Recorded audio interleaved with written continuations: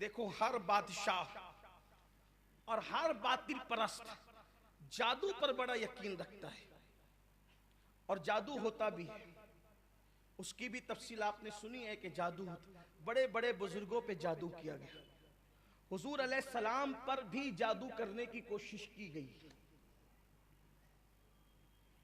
سیدنا بابا فرید الدین گنج شکر پہ جادو کیا گیا، سرکار غریب نواز پہ جادو کرنے کی کوشش کی گئی، لیکن ایک بات ہمیشہ یاد رکھنا، جادو کی طاقت کبھی اللہ کی طاقت سے بڑھ کر کے نہیں ہو سکتی، قرآن کی طاقت سے بڑھ کر کے نہیں ہو سکتی۔ جادو کیوں اپنا اثر دکھا رہا ہے؟ جنابت کی حالت میں سوتے ہیں تو 8-8 10-10 گھنٹہ ویسے ہی سوتے پڑے رہتے ہیں، جادو اس لیے اثر کرتا ہے۔ عورتوں پہ بد نظری کرتے ہیں، جادو اس لیے اثر کرتا ہے۔ بے وضو رہتے ہیں، جادو اس لیے اثر کرتا ہے۔ قرآن سے دور ہے، جادو اس لیے اثر کرتا ہے۔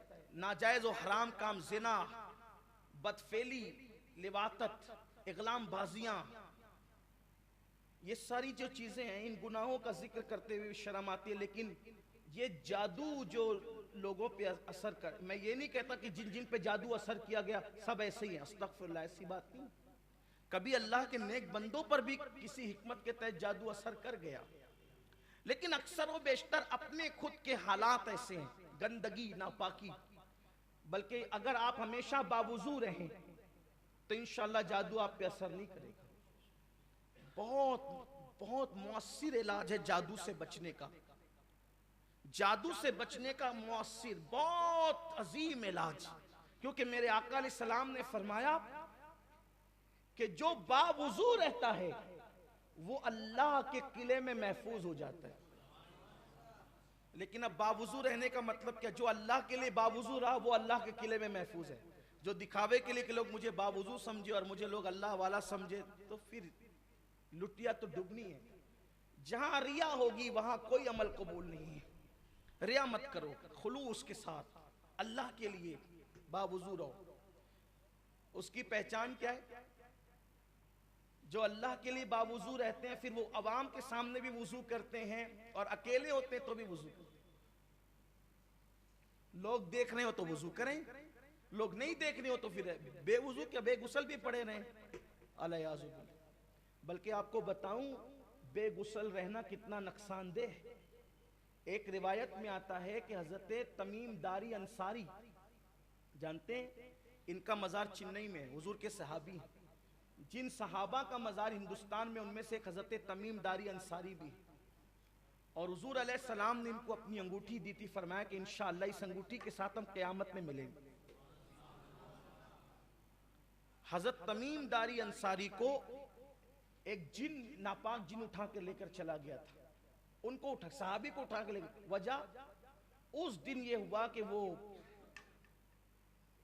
جنابت کی حالت میں کسی سبب سے، جان بوجھ کے نہیں، کسی سبب سے ان کو غسل کرنے میں تاخیر ہو، تو جن آیا اٹھا کر لے گیا، اور بلکہ جب لے گیا تو پھر اس وقت آپ تشریف لائے کہ صدیق اکبر بھی پردہ فرما گئے تھے، فاروق اعظم کا خلافت کا دور تھا، اور جب آئے تو آپ کی بیوی بھی آپ کو پہچان نہیں رہی تھی، ایسے حالات تھے۔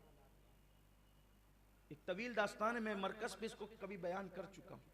حضرت تمیم داری انصاری کی پوری زندگی میں نے بیان کی ہے، اگر آپ لوگ کو یاد ہے تو ٹھیک ہے، اگر نہیں یاد ہے تو کبھی یاد دلائیے، پھر انشاءاللہ ایک بار اور اس کو ہم بیان کر دیں گے۔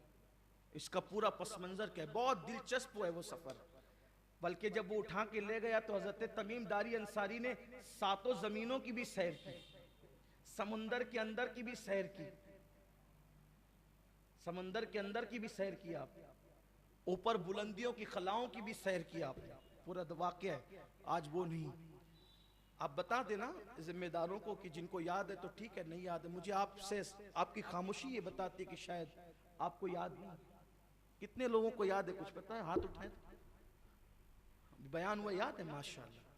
چلیے 2-4 ہی لوگ ہیں، باقیوں کی شاید برسوں بیتے، اس کو بہت دن بیتے، اس کو انشاءاللہ کسی دن اس کو لیتے ہیں، حضرت تمیم داری انصاری کی زندگی کو، اس میں آپ ضرور تشریف لائیے گا، بہت خوبصورت واقعہ ہے وہ۔ تو تو اسلام دشمن عناصر کی ہمیشہ سے کوشش یہ رہی ہے جادو کا سہارا لینا، اور انہوں نے ہمیشہ جادو کا سہارا لیا لوگوں کو کے دل جیتنے کے لیے۔ تو وہ جو نجران کا بادشاہ تھا زیدان کا، تو اس کے پاس بھی بڑے بڑے جادوگر تھے۔ جادو سے کبھی مت ڈرنا، ہمارے پاس جادو کے توڑ کے لیے اتنا زبردست علاج ہے۔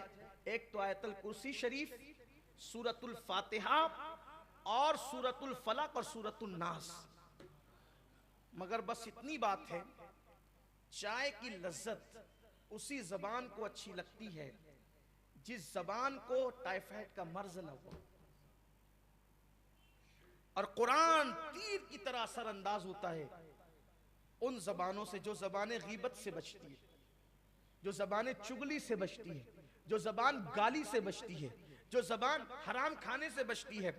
آپ کو کوئی ضروری نہیں ہے کہ مولانا صاحب پڑھیں گے تو ہی قرآن اثر کرے گا، قاری صاحب پڑھیں گے تو ہی قرآن اثر کرے گا، سید صاحب پڑھیں گے تو ہی قرآن اثر کرے گا۔ نہیں، قرآن سب کی کتاب ہے۔ وَنُنَزِّلُ مِنَ الْقُرْآنِ مَا هُوَ شِفَاءٌ وَرَحْمَةٌ لِّلْمُؤْمِنِينَ، کہ قرآن مومنوں کے لیے شفا ہے، مومنوں کے لیے رحمت ہے۔ قرآن میں اللہ نے شفا رکھا ہے، رحمت ہے، یہ بس کوئی مومن بن جائے۔